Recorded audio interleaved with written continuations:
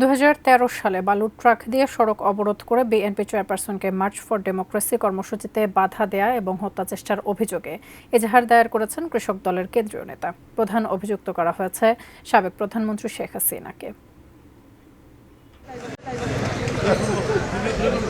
2013 সালের 29 ডিসেম্বর সে সময়কার বিরোধী দল বিএনপির ডাকে মার্চ ফর ডেমোক্রেসিতে অংশ নিতে চেষ্টা করেন দলটির চেয়ারপারসন খালেদা জিয়া।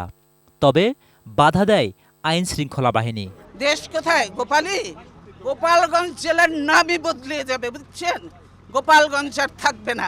বেগম জিয়াকে গুলশানের এ বাসভবন থেকে বের করতে পুলিশের সাথে কয়েক দফা বাকবিতণ্ডায় জড়ান বিএনপির নেতাকর্মীরা। এক পর্যায়ে বাসভবনের মূল প্রবেশদ্বার বন্ধ করে দেয়া হয়। বাসভবনের সামনের রাস্তায়ও প্রতিবন্ধকতা তৈরি করা হয়। বালু ভর্তি 5টি ট্রাক রাস্তাটির দুপাশে আড়াআড়িভাবে রেখে সড়কে যান চলাচল বন্ধ করে আইন শৃঙ্খলা বাহিনী। জনগণকে বলতে চাই, গণতন্ত্র আজকে ধ্বংসে হয়ে গেছে। এখন এই গণতন্ত্র এবং দেশ রক্ষার যে ডাক আমি দিয়েছি, সেই ডাকে তারা যেন সাড়া দেবে। মাঠের অলরাউন্ডার আমি, আর ঘরের allrounder Tylex. Tylex toilet cleaner, clean মানেই টাইলক্স। শেষ পর্যন্ত মার্চ ফর ডেমোক্রেসিতে অংশ নিতে পারেননি বিএনপি চেয়ারপারসন খালেদা জিয়া। তবে এ ঘটনার প্রতিক্রিয়ায় সচেতন মহলে সমালোচনার ঝড় ওঠে।